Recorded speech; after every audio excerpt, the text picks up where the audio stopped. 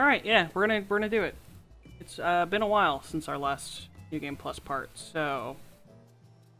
Plus Walker.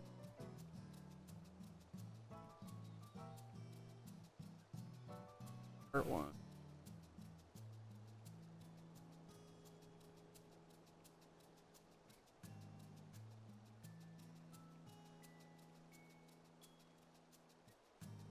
Yep.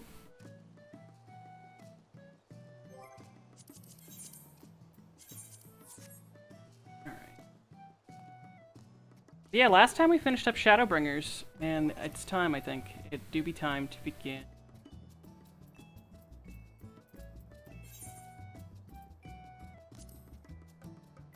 I'm in a story sort of mood. We're not going to go exceptionally late, but we'll get the beginning done. The end of Shadowbringers, Kryl had gone off to Sharlayan to try and get the help of the Forum and those smart people to deal with all these weird calamity nonsense that's been going on.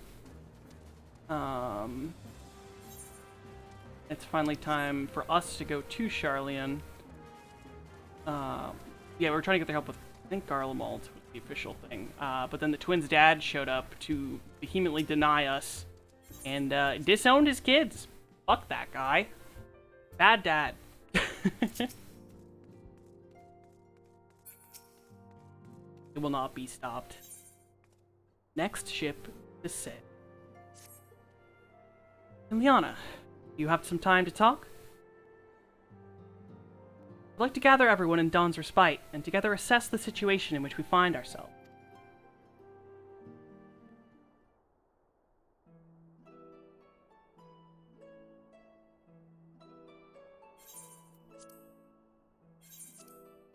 Let us take stock of the facts, shall we? The crisis at hand began with the sudden appearance of ominous towers in a multitude of locations throughout the world. We have since learned that said structures were brought into being by an organization known as the Telophoroi. The Telophoroi's stated purpose is to recreate the final days of eons past, an apocalyptic event that would result in the destruction of all we hold dear. Already have these towers of theirs been the cause of untold suffering. Countless innocents kidnapped and imprisoned, their faith perverted for primal summonings.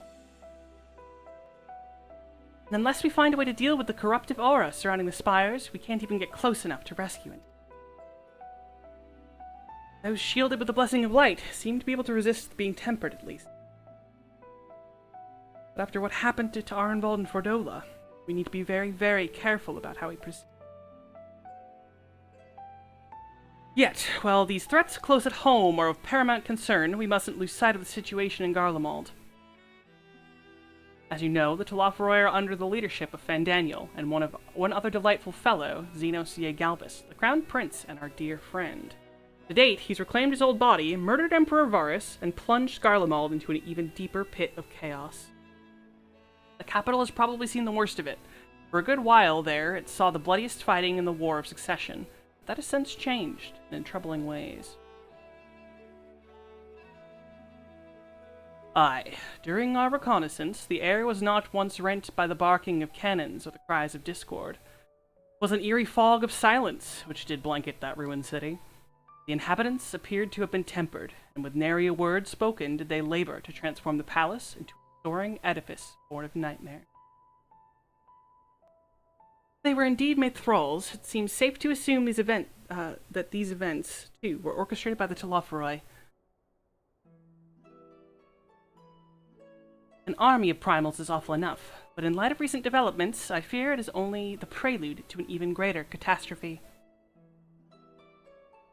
We need to devise a means to counter this threat, and quickly, before our allies are overwhelmed.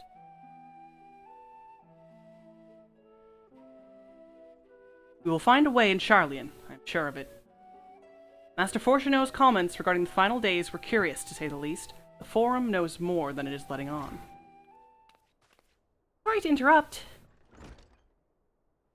We've just received word from Mistress Kryl. She says that arrangements for your visit have been finalized.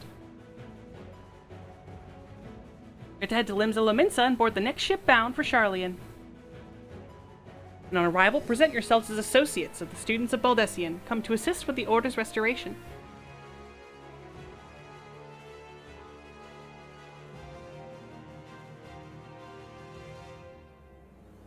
The arrangements may be settled. What are your thoughts? They must race at the prospect of returning home after so long. I am eager to see it, of course. Of course. We should set off at once.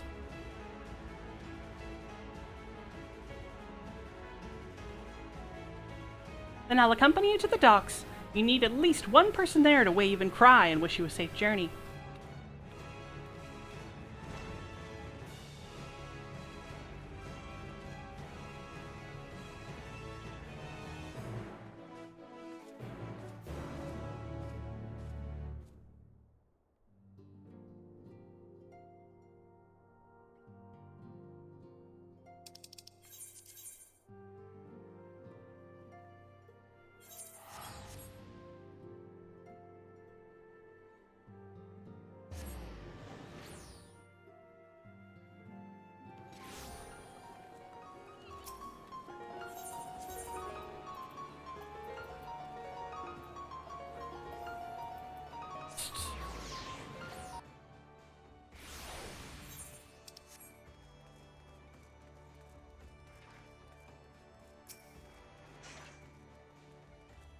Everyone's here, which is good because I've already paid for your passage and the fee is non-refundable.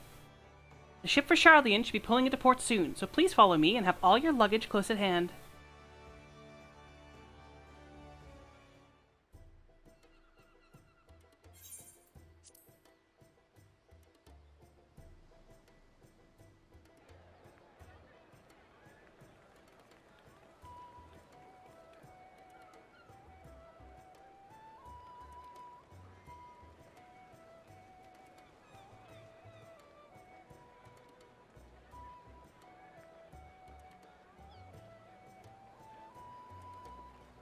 They've almost finished loading our cargo. We should be ready to depart right on schedule, or so I'm told. Excellent. 'Tis nice to have a smooth beginning to one's journey, at the very least. It's funny.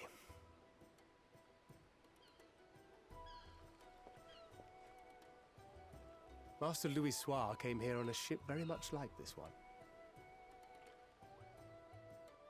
And now, years later, the street urchin he befriended that day is bound for his mentor's homeland. With his mentor's grandchildren, no less. Aye. 'Tis upon reflection that every twist of time's river and fate's whims are brought into sharp relief. Thou hast matured much in the intervening years. Wert thou not caught attempting to relieve Master Louis Soir of his purse scant moments after he made landfall upon this dock?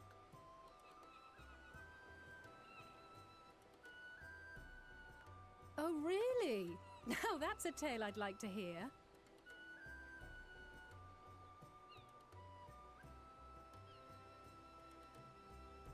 Will this be your first visit to Charlian, Sir Estinian?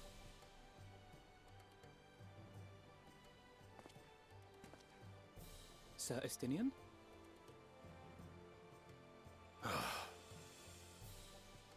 Are we strangers newly met?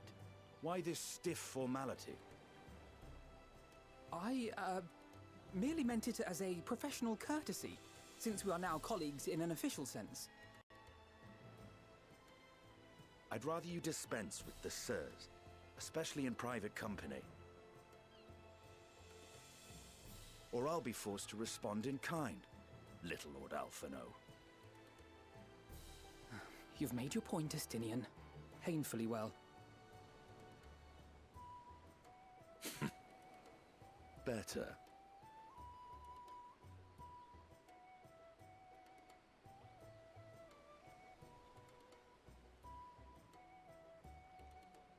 Are you all right, Tataru?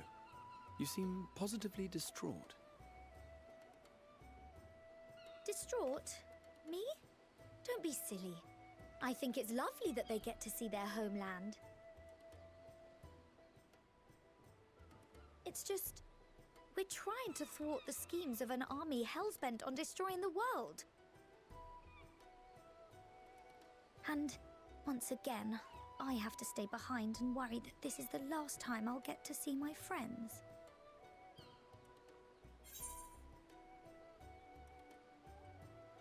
Bring them back safe and sound, I promise.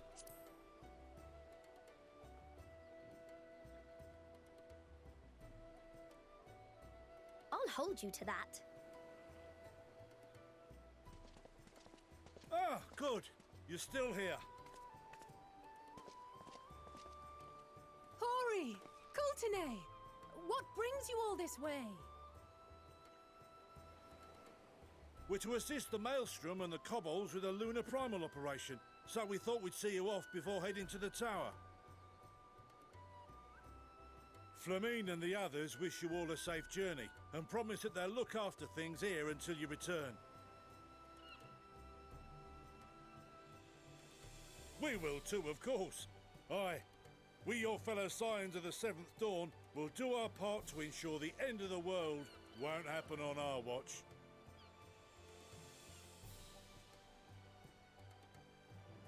We set the sail! All aboard for Sharlayan!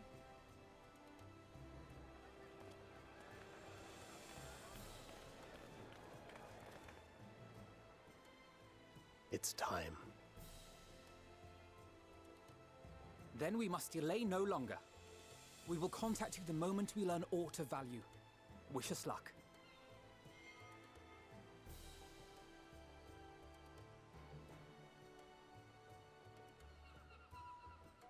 Have a safe journey, and please, please, be careful.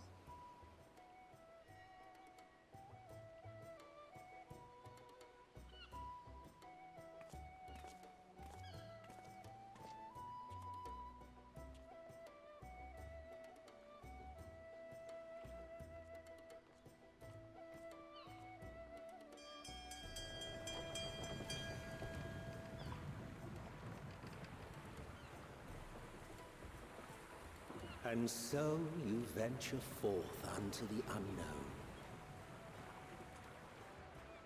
A fate beyond the horizon that cannot be divined. A future undefined and in flux. In uncertain times, naught but the simplest words of wisdom will suffice.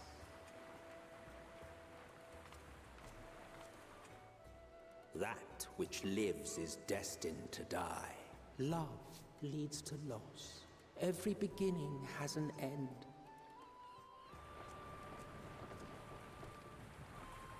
Treasure every moment, every step of your descent.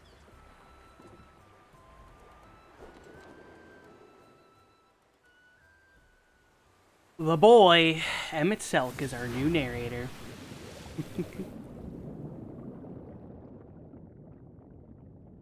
And there, in the depths where souls and stars rest, find your truth. Many a player screamed as the narration began. Days of the exit.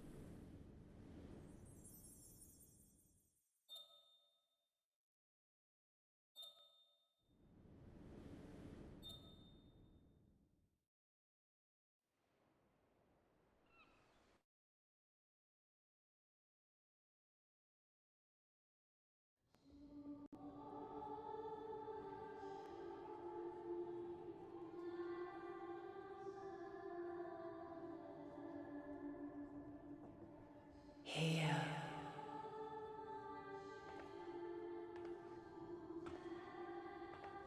Feel.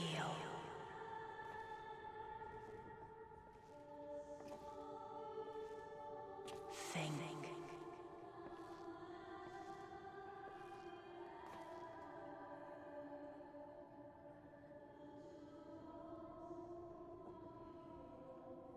The day has barely dawned, my fellow earlier riser.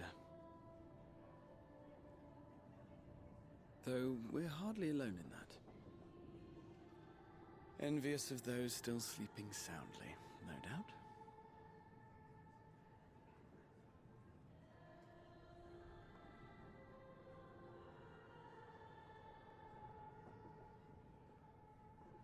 Called out to you, you say?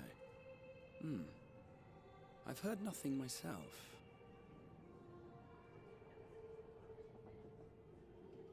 In any case, I dare say the sea air will do you good. Why not join the others on deck? Charlian should be coming into view at any moment.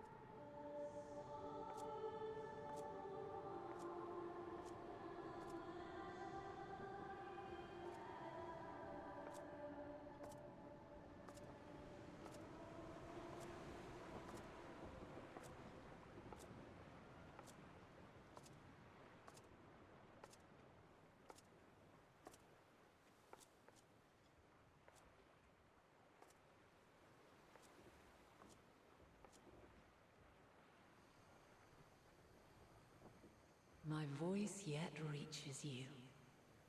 I am glad. Hear, feel, think. And thus do we meet face to face at last, my warrior of light, guided by the crystal.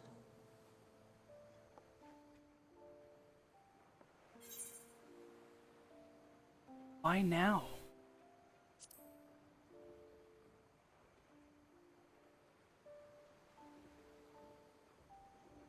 After your sojourn in the First, I believe you have your answer.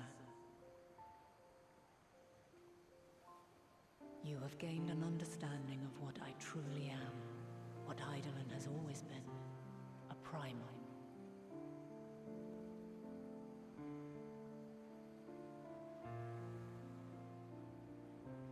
Zodiac was created to forestall the apocalypse which threatened the ancient world, and I was brought forth to bind him. Yet 7 times now, those who would orchestrate a return to that bygone era have rejoined a shard to the god I had sundered. The greater his strength grows, the swifter does mine own diminish. The power to draw your mind into the rift betwixt is no longer mine to wield. Yet though it taxes me sorely, I dare not leave these words unsaid.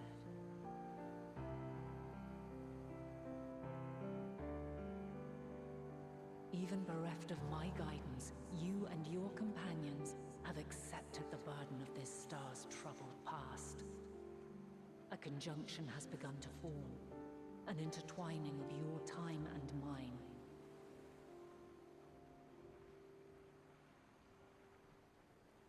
Wheels shudder and turn.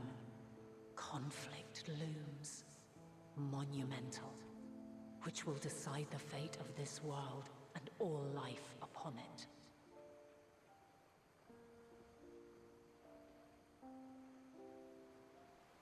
When you truly understand what is at stake, and your journey has prepared you to surmount the insurmountable, then shall I honor the promise made in another time, another age.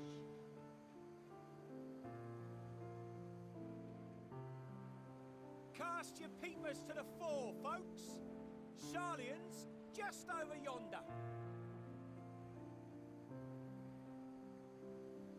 I will not keep you further. Your traveler's heart must yearn to behold this unfamiliar land. We shall meet again, and soon.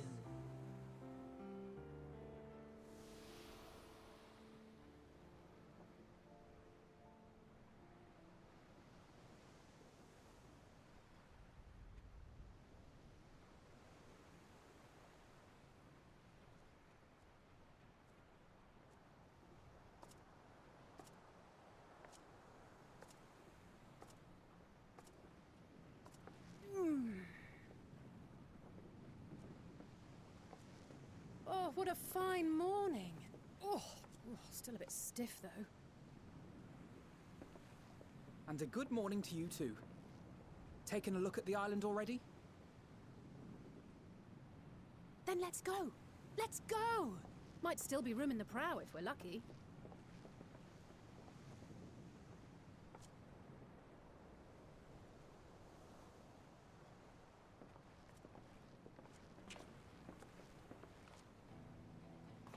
Ah, the sleepers have arisen. There she is. Good old Charlian. Oh, I see it.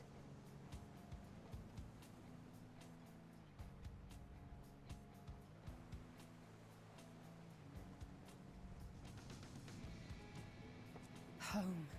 Home at last. Well, maybe not in Father's eyes. But we'll manage on our own, if we must. You do know you're not alone in this, don't you? Indeed. 'Tis as Sir Estinian saith. Forget not the comrades who boarded this ship at your side, I prithee.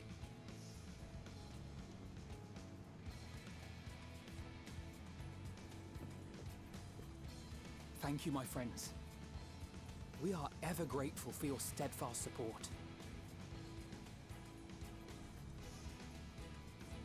Upon arrival, we will be disembarking into the heart of Charlian proper.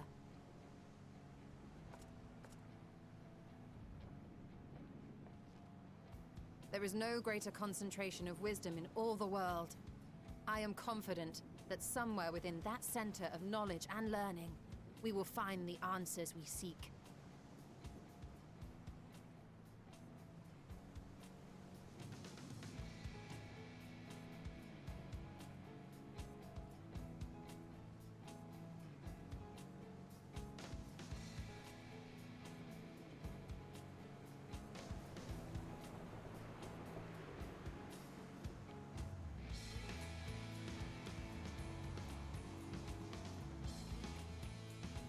Heidelin, the flesh for the first time. Title screen, Endwalker.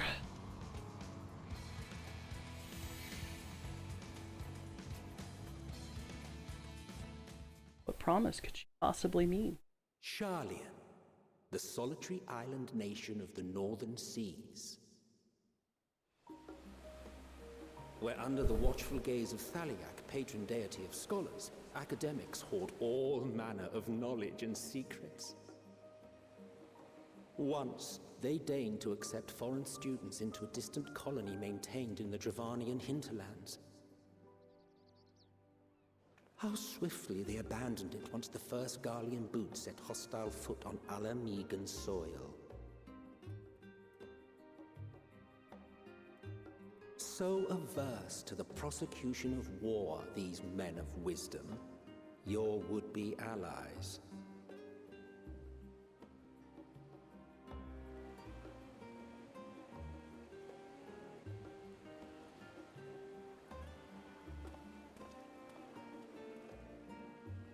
I thought they'd never let us off the ship.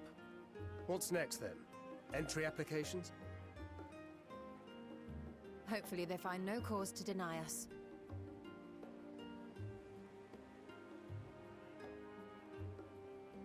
Hasn't Charlian all but severed relations with foreign powers? Those of us without direct ties, myself included, may be refused outright. 'Tis true that, as a nation, Charlian only forms trade agreements with a select few neutral countries.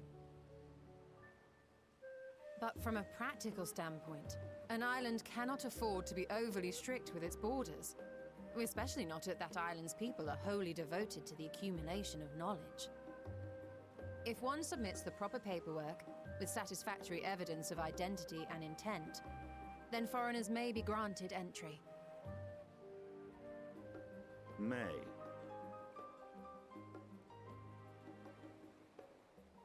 Quite. So let us be absolutely clear on these points before we proceed. The immigration officer will ask for your affiliation and your purpose of visit. Considering Sharlayan's views on intervention, I strongly suggest we avoid any mention of the Scions. Kral has laid the groundwork for us to act as associates of the students of Baldessian, and our ostensible reason for being here is to aid in their order's restoration.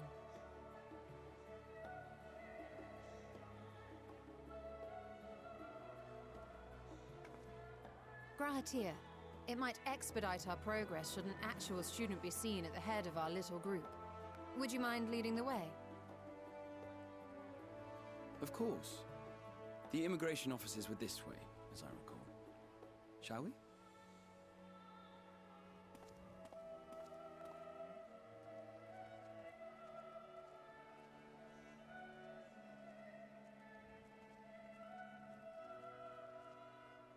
Greetings. We've just arrived and are eager to make our way into the city. Would you be so kind as to process our entry applications?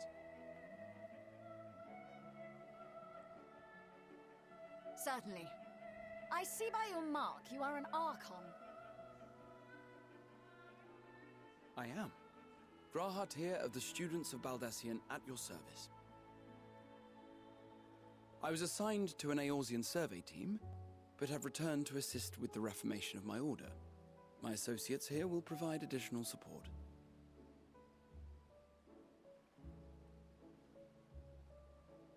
Very good. I have paperwork detailing your group and its scheduled arrival for today. And it seems some few of your companions are also Archons. If you'll step forward, we can process those applications first.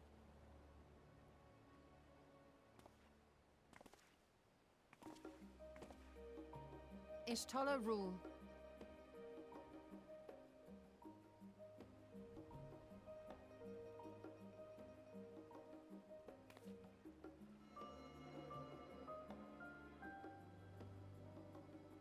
See how it glows. That list is etherically linked with the citizen registry kept in the main repository.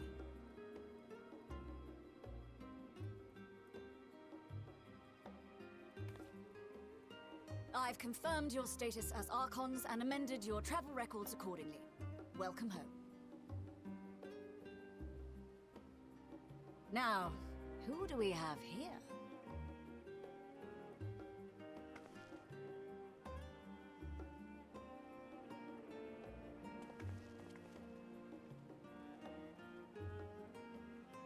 Alphino Leveilleur. And Alize Leveilleur.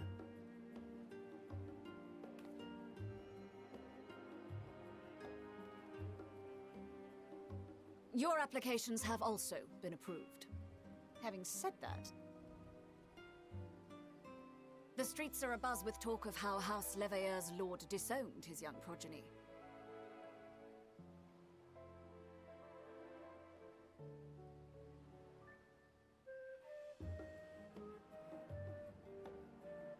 And while such personal circumstances constitute no reason to deny you entry, I urge you to avoid exacerbating your present situation.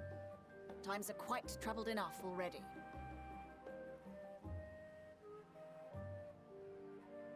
We shall keep that in mind.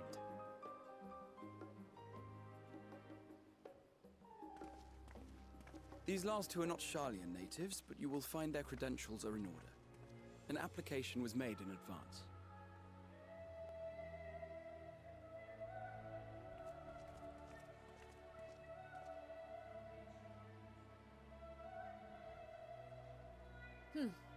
Name and occupation?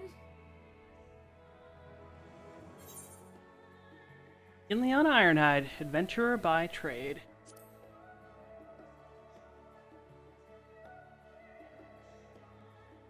An adventurer.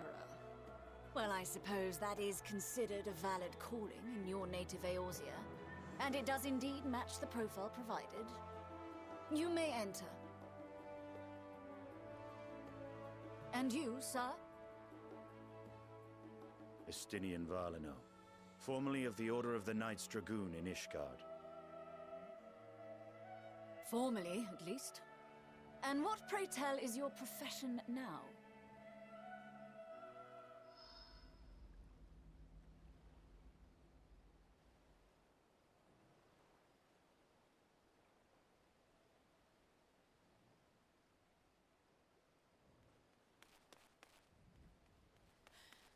if you'll allow me.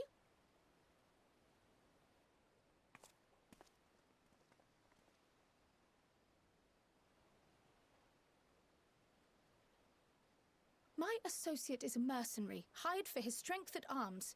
Surely you are aware of the dangers we often face on our forays into the wilderness. Mistress Baldessian, if you insist on sponsoring his entry, then so be it. But while I appreciate that desperate times call for desperate measures, I find your choice of company concerning. Be advised that even a single misstep may have severe repercussions for your organization. I have every confidence in my chosen company, dear and trusted comrades that they are. But I thank you for your concern.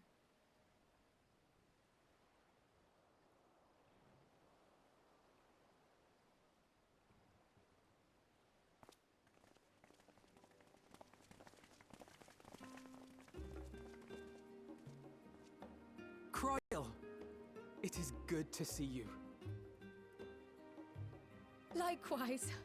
Long voyage notwithstanding, you all seem none the worse for wear. There is much to discuss, but this is hardly the place. Let's be on our way, shall we?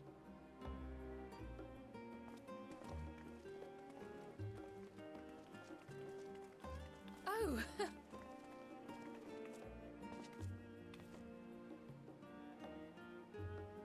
Welcome, friends, to Sharlayan. As your mercenary, I should hope my welcome includes a generous salary. Well, I had to say something, Sir Taciturn.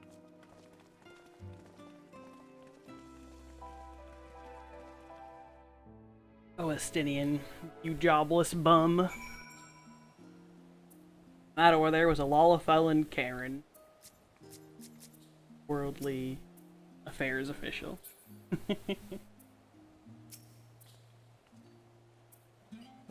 I'm glad I spotted your ship coming into port. The officers are born bureaucrats and sticklers for detail. In any case, you may relax and take a moment to get your land legs back.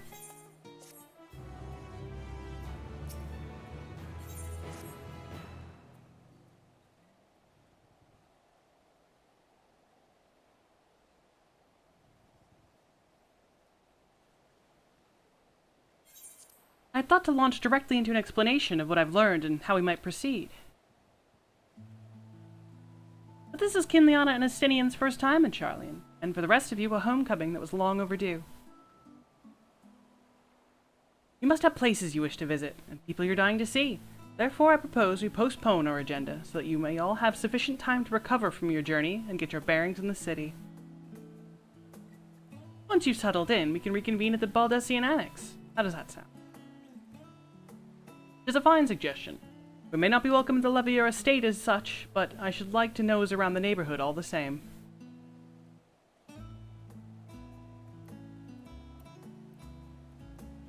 I am equally untethered, as it were. There's no particular place that my kin call home. Still, I would not pass up the opportunity to reacquaint myself with the city. Likewise, a quick tour of our old haunts might even yield some useful gossip. The annex was west of the Aetheryte Plaza, wasn't it? I shall join you there anon. Yes, well, we'll see you there.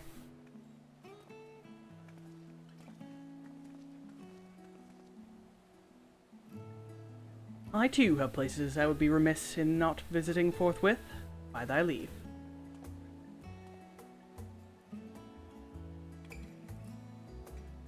What of you, Estinian? My services as a guide are yours for the asking.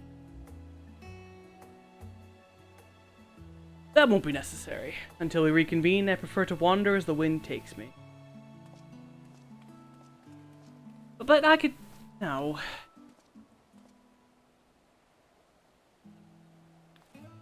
Well, Raha, would you like to join us? You've been gone for quite a while, and this would be the perfect way to refresh those dusty old memories of yours. Oh, of course, if you will have me. Come, Kinliana. Sharlayan waits.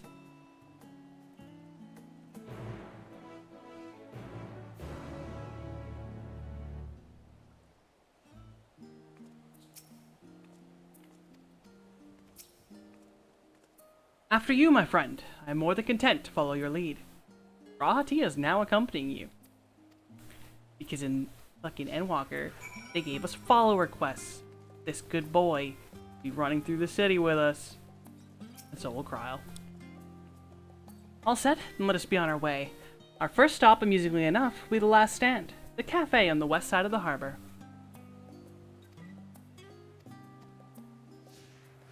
And now we have a squad. Minions kind of ruining the whole look. Here we go. Yeah, so you got these little blue square circles. Yeah, that's a circles. These are optional dialogues, and the big white one is where we need to. Can't remember. Ooh, it does show them on the map these days. It didn't used to show them on the map. See, we missed one over here. We're gonna go get all that optional sweet dialogue.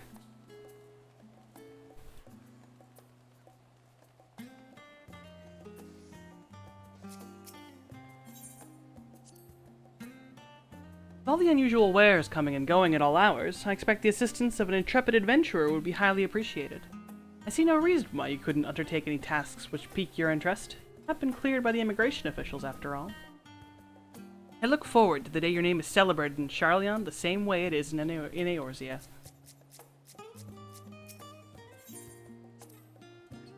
This place is called the Peristyle, and it is the first stop for cargo unloaded at the docks.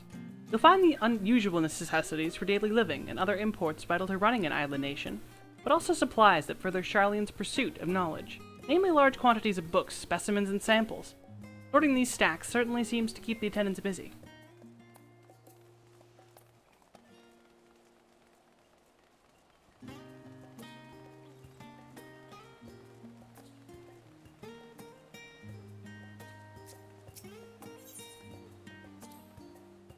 That's a sight one could hardly forget, the great statue of Thaliak. As a student of Baldessian, I was usually quartered over in the Isle of Val, but I would gaze upon the scholar's wise features every time I returned by ship to the city. That big old you there. Deity of knowledge.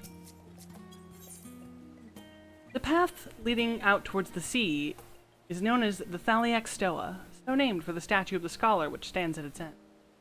As you know, the Charlian people prize the accumulation of wisdom above all else. Thus why Thaliak was chosen as our patron deity. It was more of a matter of pragmatism than belief, an alignment of principles.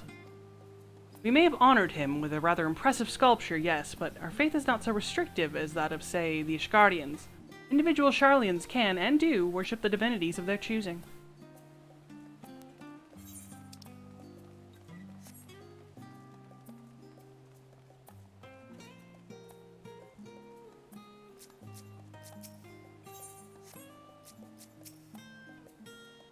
And here we are, the last stand.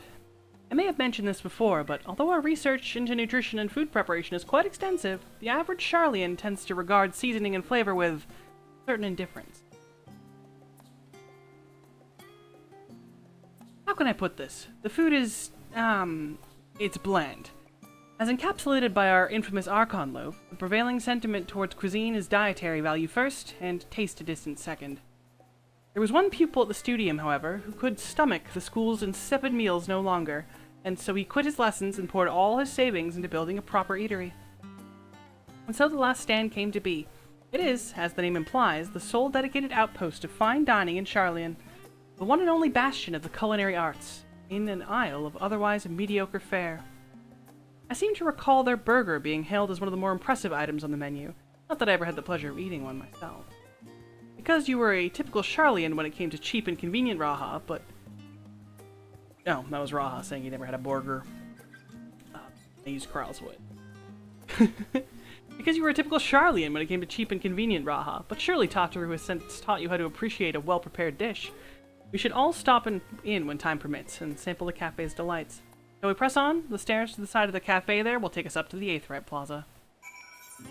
Raha has not had a cheeseburger. Give cat cheeseburger.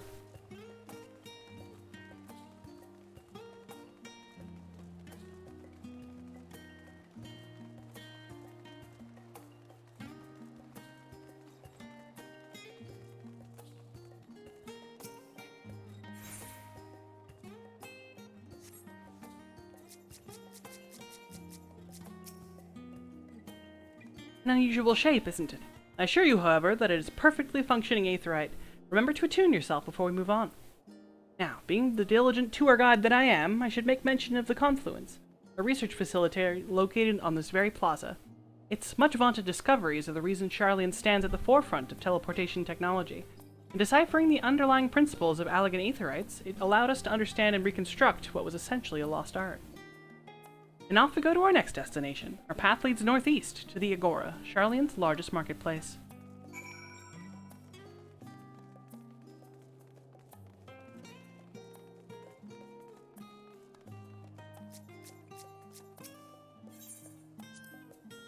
Speaking of aetherites, those teleportation fees do add up after a while, which is why I tended to rely on the far cheaper ferry services. I was pleasantly surprised when Mrs. Tatru informed me that the Scions are reimbursed for transportation costs as part of our duties, but I find old habits hard to break. That, and I'd rather not be bothered filling out the necessary paperwork. That's the entrance to the Confluence. I have no doubt their expertise will prove useful at some point, so I suggest you remember the way here.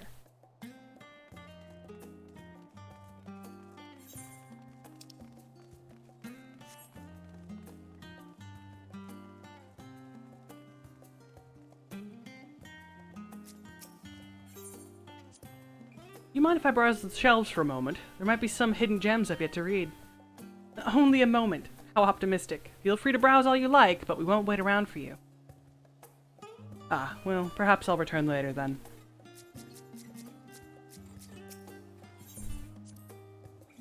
These little open-air bookstalls are so uniquely Charlian. I'd always thought them a common sight until I visited other nations.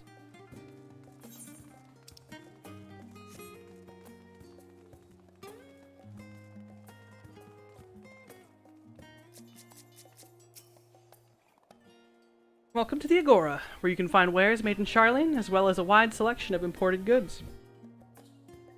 They also used to sell questionable prototypes from the various research institutes, but I think that practice has thankfully died out, for the most part. Otherwise, I can think of no better place to stock up for your next big adventure. Am I overselling him? On a more serious note, the next stop on our tour is one which has particular relevance to our ultimate purpose here.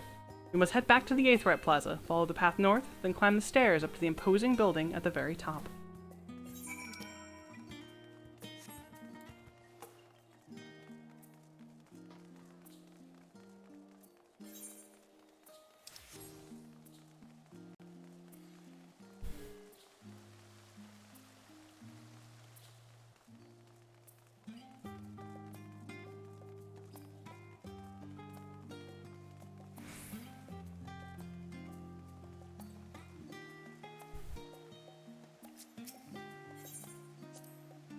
Little decorative features are typical of Charlian architecture. Aside from the research wing, our headquarters on the Isle of Val were rather simple and rustic by comparison. This is the Nymphaeum? Nymphaeum. That's a word. This is the Nymphaeum, an area dedicated to the blessings of water. For Charlians, water represents more than a life-sustaining liquid.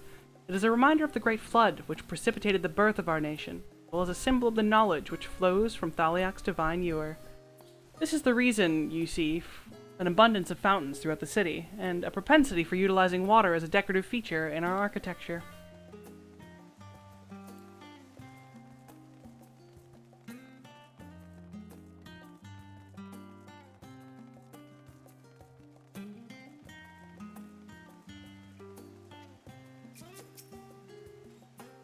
This grand structure before you is the rostra.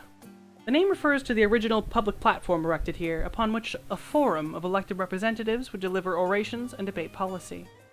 Although the stage has since evolved into council chambers, the nature of the forum and the duties of its members remained largely unchanged. Am I boring you, Raha? You seem awfully distracted. My apologies. From here, one can see the entire city spread out below. The vista put me in mind of my arrival on the First.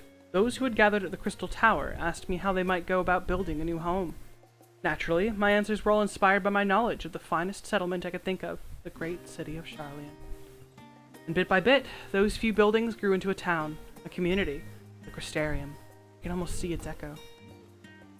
See, Feel free to come up here whensoever you wish. I don't think the counselors would object to you simply enjoying the view. Such memories should be treasured. For now, however, the tour must go on. Our spectacle of sightseeing concludes with the fittingly named Journey's End. Walk down the stairs to the east and continue straight ahead.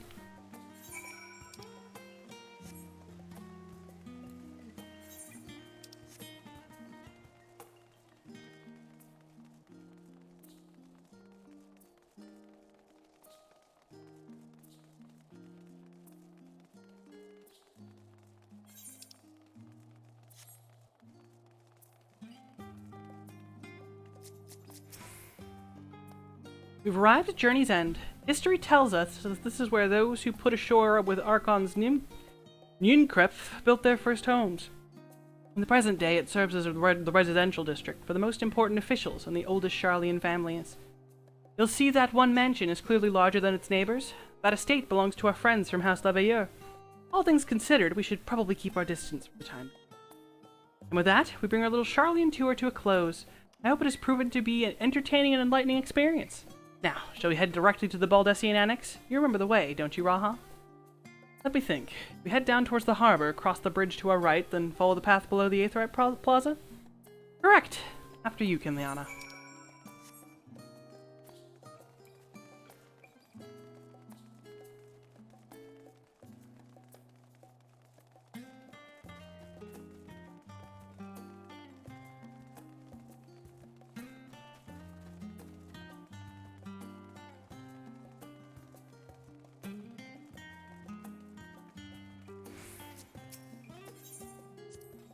Right, we cross this bridge here, as I recall.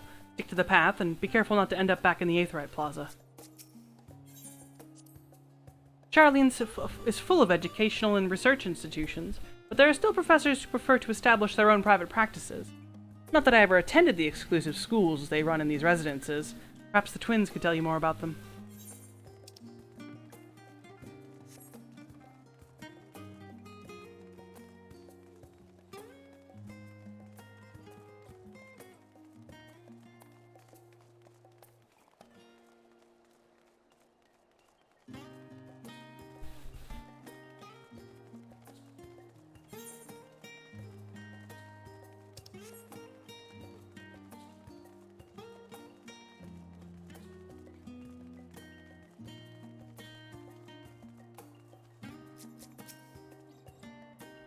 Ah, as the joyous look on Raha's face has undoubtedly informed you, this is the Baldessian Annex. If you continue up the hill, you'll arrive on the doorstep of Phenomenon, but I think we've explored enough for one day. We can take you there another time. Inside with you then.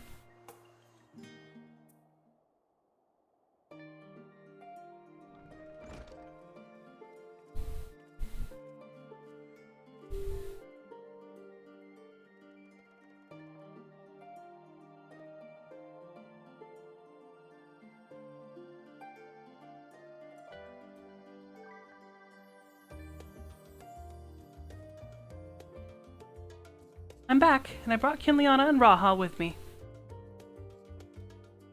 Ah, you were right about the ship then. Hello, Graha, it's nice to see you again. And it's a pleasure to finally meet you, Kinliana. I've heard many a tale of your exploits. Ojika. Ojika Sunjika? It has been an age. Allow me to introduce Ojika Sunjika, Administration Officer for the students of Baldessian. He oversees the day-to-day business of the Annex. You may recall meeting his cousin, Ejika? Oh, yes, Eureka. I've read the initial reports. Quite a shock to hear what's become of the Isle. You take care if you have the opportunity to rejoin the expedition. This place is like a second home for the students. The Isle of Val served as our main headquarters, of course, but we often had occasion to visit Charlian. Whether to make use of the city's research facilities, attend conferences, or procure supplies from distant shores. And the Annex here was built to provide lodgings for our members while we engaged in such activities. Ever since our former headquarters, along with the Isle itself, vanished, the Annex has served as our base of operations. And yet it feels so empty. With so many lost to us, our organization is a shell of its former self. The day will come when we will see the students rise again. But first, we must ensure that the Telophoroi fail.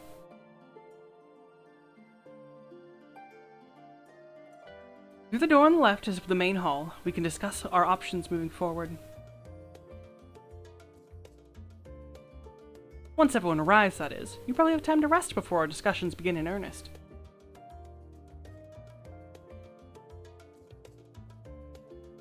I've had private quarters prepared for you in the Andron. I skipped the text. So please, feel free to make yourself at home. Ah, the nap rooms. Perfect for an afternoon doze. Oh, I didn't mean to give you the wrong impression. The chambers are quite well appointed. Far more than some cheap roadside inn, you may be assured. It was simply that we were often so busy with research, or exhausted from journeys abroad, that we would slip into the Andron just to steal a few winks. And thus they became known amongst the students as nap rooms, even if many such naps lasted well into the following morning. Say the word and I'll be happy to show you to your chamber. Hopefully the others won't be too long in coming. I'll wait for you all in the main hall.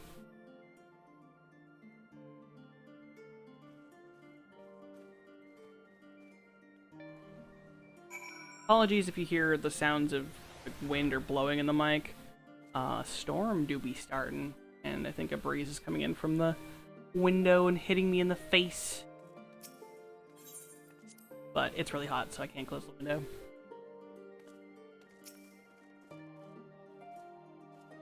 Feeling refreshed and alert? Our colleagues should be wandering in soon, so I suggest we stay here and wait for them to join us.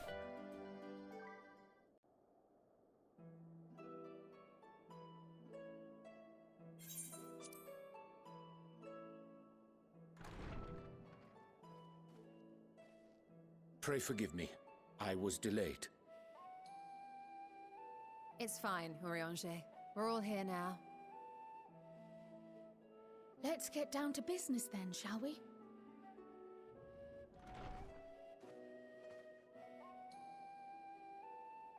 Come what may, we must prevent the Telophoroi's plans from coming to fruition. At present, I see two paths for gathering the information which may aid us in achieving that goal. The first involves an investigation into the change which has come over Sharlayan, not to mention the recent inscrutable behavior of the Forum. As most of you know, the 99 members of the Forum are elected from the general populace. This alone guarantees a plethora of opinion with regards to foreign policy. The bibliotheques, for example, are a group of conservatives which would have Sharlayan focus on recording history, while remaining entirely uninvolved in the making of it. And at the other extreme, we have advocates for proactive diplomacy and direct intervention. My grandfather Galef was one such member, as was Archon Louisois. Yet despite our diverse factions and philosophies, the recent vote to deny Eorzea's request for assistance was unanimous. Even more concerning was the fact that many cited other, more pressing duties as justification for their recalcitrance. Fortuno's refusal in Gridania had those same undertones. 'Twas as if, having stared unblinking into the face of impending doom, he had simply turned away to pursue something more important. But what could that possibly be? A mystery indeed, and one which I ask for your help to solve. Our future may depend on it. As for our second potential path, it concerns a request made directly to the students of Baldessian.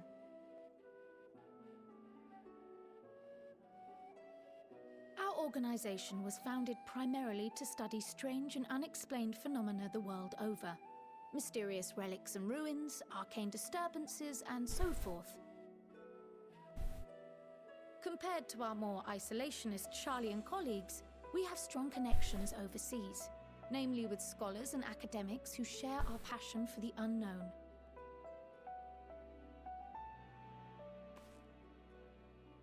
The request in question comes from one such acquaintance, Nidana, an alchemist residing in distant Favner.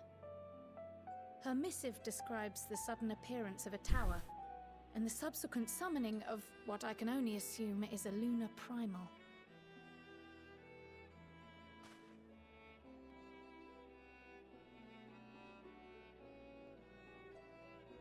In response to this threat, the satrap of Radzat-Han, the individual who governs the city-state, has instructed the alchemists to find a means to deal with the spire. The artisans of that land are heirs to an ancient tradition, one rather unlike that of their Uldan counterparts. 'Tis possible, nay, probable, that they have gleaned truths unattainable by Eorzea or her Far Eastern allies. They do, in fact, appear to have a strategy in mind, though it will require further research. To that end, they have requested an introduction to a capable warrior shielded by the blessing of light. Assuming we divide our forces to pursue both of Kral's lines of inquiry, then having you join the group heading to Thavnair would seem the obvious choice. But the investigation in Sharlayan is of vital importance as well. Equal, I think, to the Thavnarian one, given that the fate of the world may hinge on the results of both. Yes, it is quite the quandary. Though it is a great imposition and an altogether too common one, our efforts would be more likely to succeed were you to lead the charge on both fronts.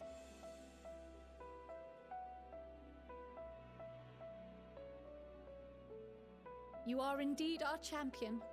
As to which task to tackle first, we will defer to your decision. Let us next decide how everyone else might best be assigned. As for myself, I shall continue what I've begun in Sharlayan. I should also like to steal the services of an Archon or two. And thereby gain access to a greater range of reading material. I will help with that. Allow me to offer my assistance. I have some small amount of experience in the field of research.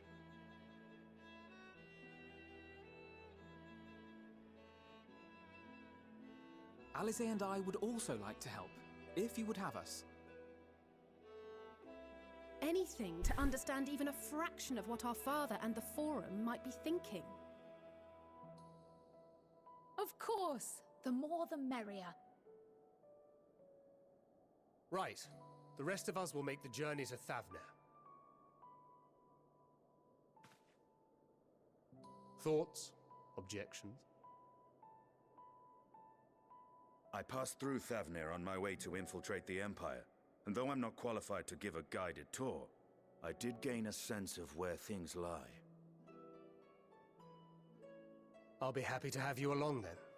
So for this group, it will be you, me, and Urianger. Give me a moment afterwards, and I'll supply you with all the details of Nadana's request. Consider this hall our rendezvous point once our respective tasks are complete. May our investigations prove fruitful.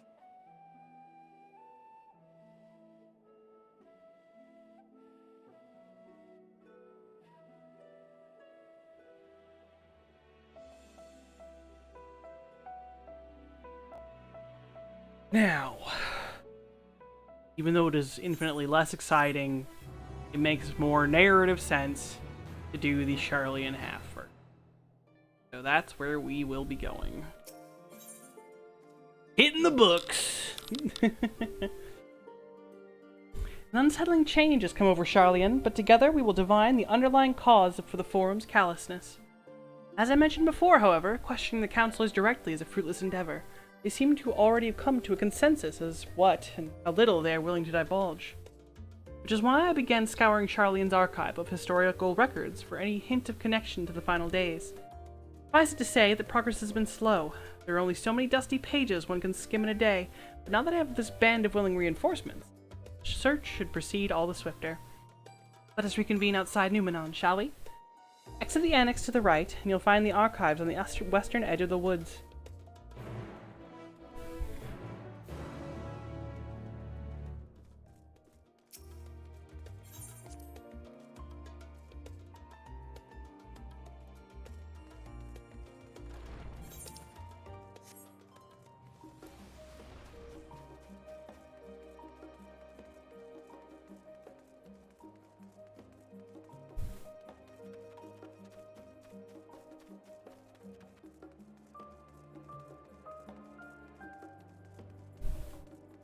I don't think I'm going to go too much longer tonight. I know it's been a short stint, but I just wanted to kind of get into the story. I'm in a 14 story kind of mood. But it's hot, and I do have, actually, I don't have work right away in the morning. I forgot I have a doctor's appointment in the morning, which is unfortunate. But my directions were easy enough to follow, I hope. In any case, you stand now before the doors of Numenon, Jarleon's greatest collection of books and tomes. The building is actually only an entrance,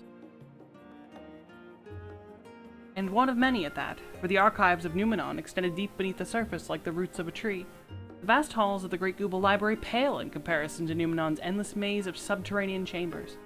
Any citizen of Sharlayan is free to enter and peruse its shelves. Well, most of its shelves. Only Archons are afforded access to certain restricted vaults. I've dispatched Jistola and Raha to investigate those. Meanwhile, Alize and Alfino will help me continue my search through the stacks open to the general public. Your status presents more of a problem. As a non-citizen, you are only permitted to browse the first floor here at the entrance.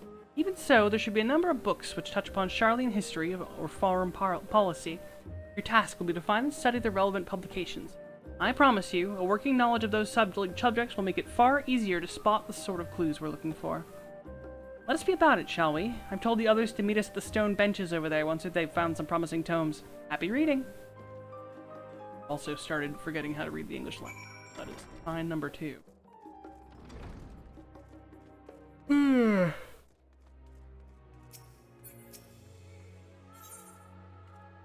Read Sharlayan.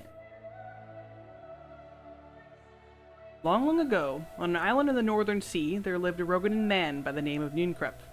Nunkrep was a student of astrology, and he divined that a flood of terrifying proportions would soon sweep over the lands of Eorzea. So it was that he built a gigantic ship, assembled a crew, and set sail for that imperiled realm. The flood arrived as foretold, and to their horror, the strangely churning waters drove the people towards the ocean. It was there, however, that Nunkrep's crew hauled them aboard his ark. But the danger had not passed. A towering wave approached, threatening to smash the vessel to pieces. With only moments to spare, Nunkrep wove a mighty spell of teleportation and shifted the entire ship safely atop Abelathia's spine. Refugees from the surrounding regions huddled there alongside them. It was not long before disputes over the dwindling supply of food led to violence and bloodshed. Saddened by the sight, Nunkrep gathered to him his crew and his grateful passengers, and abandoned the ark to those reddened peaks. They journeyed to the coast, where they built a new ship, intent on returning to the northern seas. They landed on the beach of an island, and settled upon that very spot. That settlement prospered and grew, and in time it became the city of Sharlayan we live in to this day.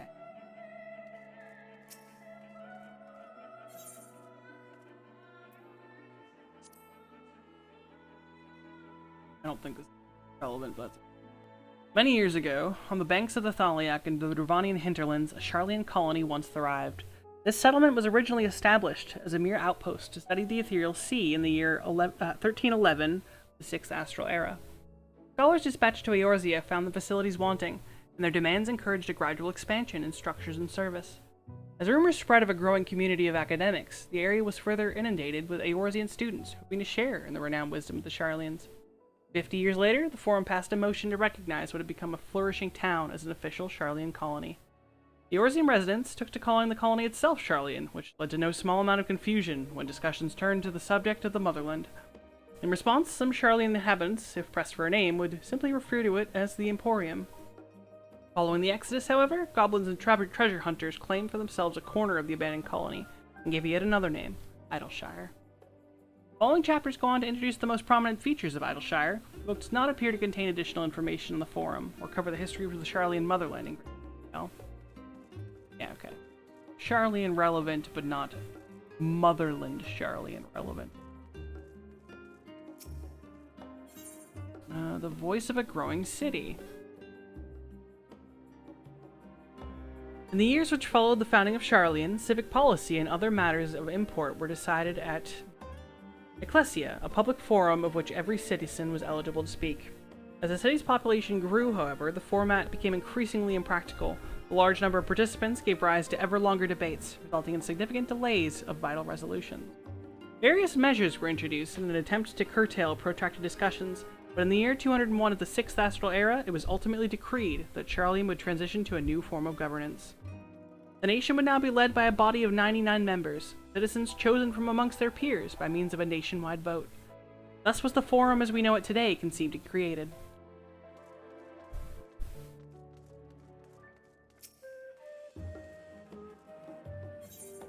Introduction to the Heavens. That doesn't sound relevant. Forever 20 Summers. Oh, that also doesn't sound relevant.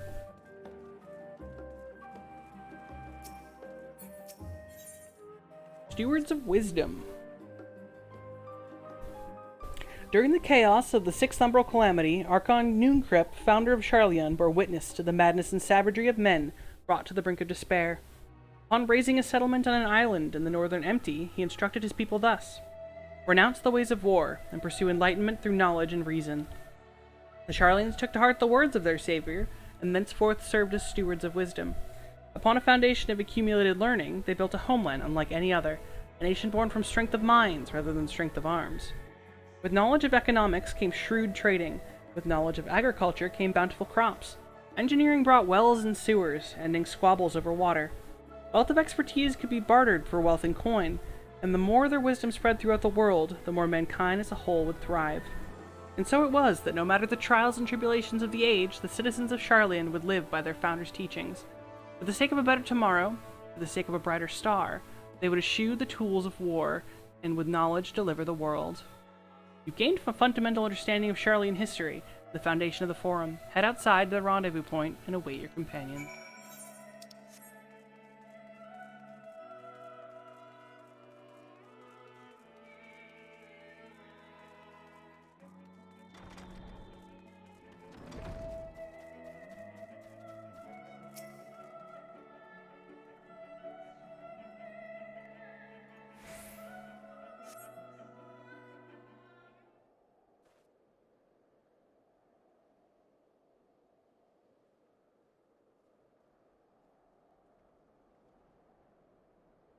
Sorry, were you waiting long?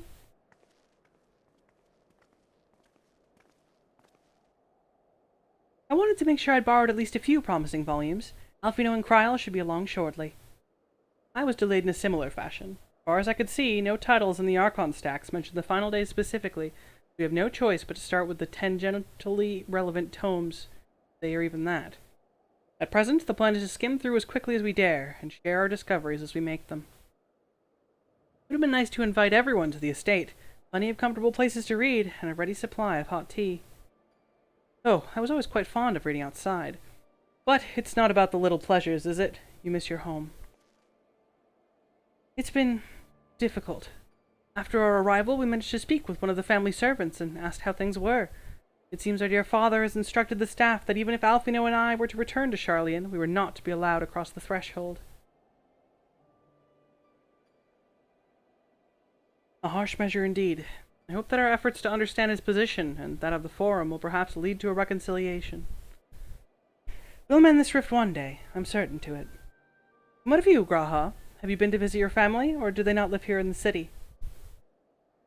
Ah, well, my situation is also somewhat complicated. I was raised in Sharlayan, yes, but I was born rather farther away. In the southern reaches of Ilsabard, in fact. For generations, my people have dwelt in Corvos, the coastal region opposite the island of Thavnir.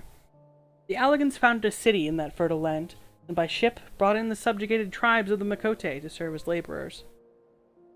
Of course, the massive earthquakes of the Fourth Umbral Calamity brought an end to the Empire's reign, and when the Fifth Calamity froze the seas solid, many of the tribes still living in Corvos braved the journey back to Eorzea. My ancestors, however, chose to remain, that they might prevent the remnants of the Allagan technology from being misused. Isn't Corvos under Garlean rule? For the past 50 years, yes.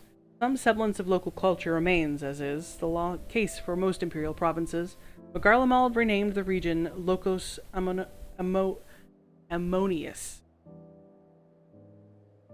When I was a boy, a town nearby came under the jurisdiction of an illustrious imperial family, the noble of House Darnus.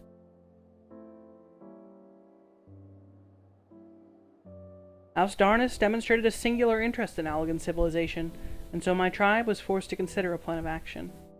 For some time already, voices had been raised in favor of abandoning our ancient customs, After all, the Allegheny no longer passed to our eldest children as reliably as it once had.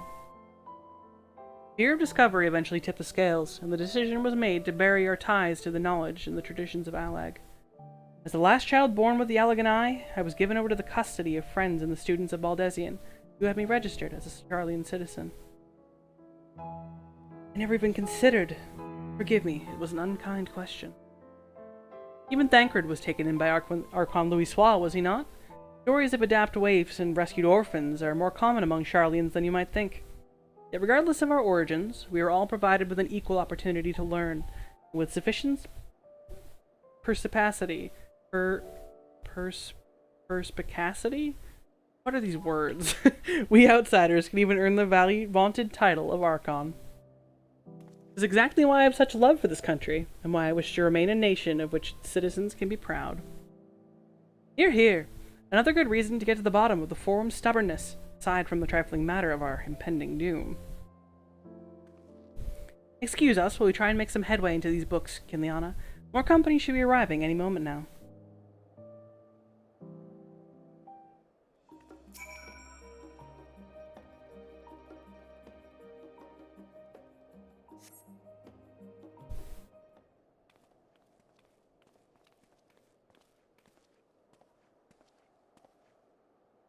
We've returned with our selections.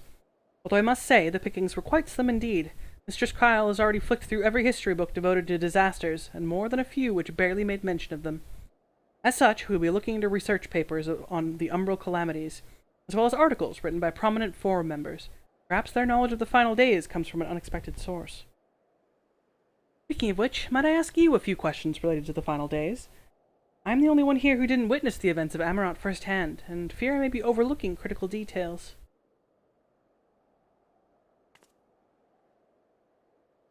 My thanks. Now, where to begin?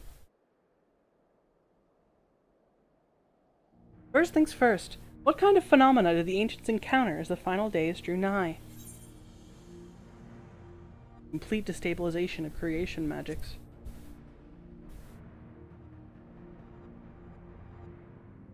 Yes, the unfolding catastrophe wrought havoc on all manner of life.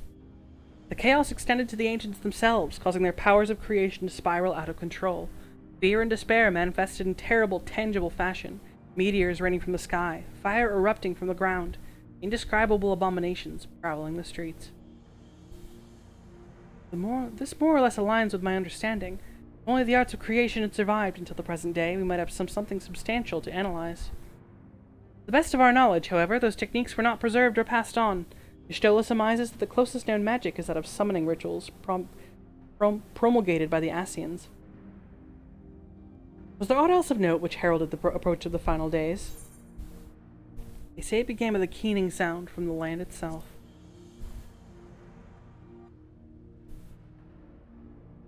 Ah yes, the Emeraldians spoke of it, didn't they? We never did hear this sound ourselves, of course, thrust as we were in the midst of the madness. But it seems that each and every one of the catastrophes was preceded by this ominous noise. Eventually it resounded all across the star, and not even Amarant was spared. The ground was crying out, you say? To be considered the harbinger of doom, it must have been quite distinctive, and probably quite loud.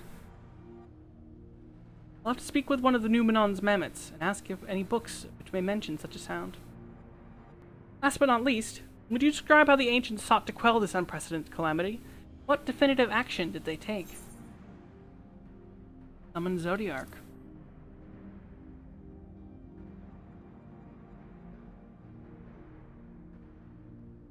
Yes, with Elidibus serving as his heart, so many gave themselves in sacrifice to bring him into being. We do not know exactly how Zodiark brought salvation to the star, only that by his godlike will were the laws of nature set aright. Then, once the balance was redressed, the ancients offered up a further sacrifice to heal the ravages of the final days. Lives sprouted anew, and it was these fledgling souls they intended to render unto Zodiark, a trade that would have allowed them to resurrect the shades of loved ones absorbed by the primal.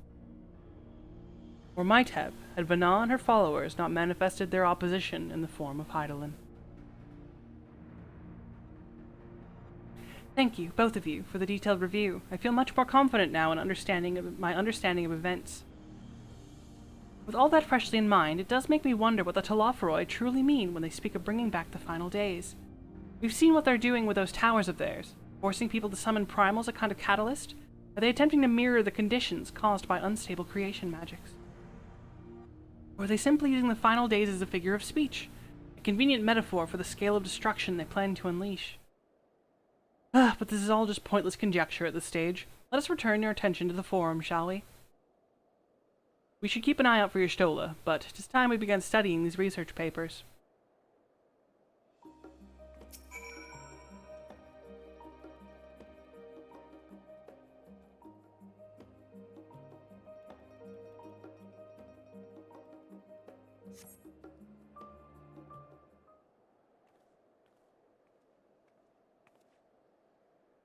I am the last, am I? Well, my extended search of the Archon stacks proved one or two possible useful books, but I wouldn't get your hopes up.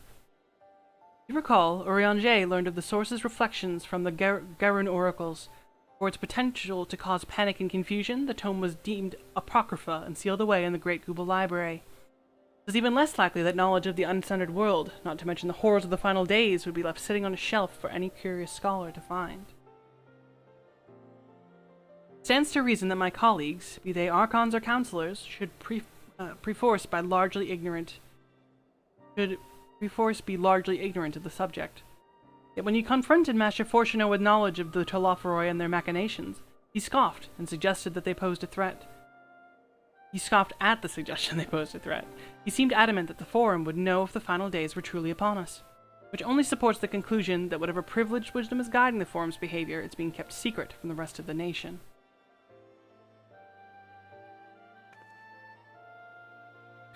Not that I mean to excuse myself from reading duty. Whether they contain mention of the final days or no, these books could yet hold something of value.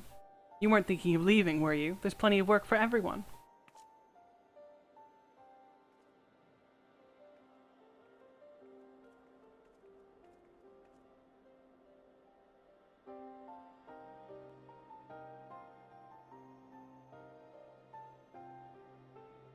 You labor for what feels like an age as Y'shtola's research assistant.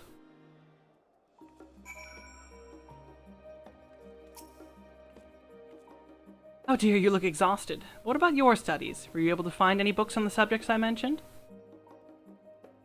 And the day was well spent. Should you wish to read them again, a mammoth at the reference desk will point you in the right direction. For the moment, though, I suggest you take a well-deserved rest. You might be occupied with our research for quite some time. I'm gonna leave it there for the night, just because we're gonna hit some more cutscenes and stuff if we talk with Alize and go on a little coffee date with her. Yeah, it's hot and I'm tired and I don't want to stay up too late tonight because it is still a weekday, yada yada. But I wanted to just get started in the story. If anyone is still lurking here, I appreciate you, and I will hopefully catch you next time. Tomorrow is Friday. I have ND, so I will probably not be streaming, and we'll probably do something on Saturday. Hope to see you there. Good night.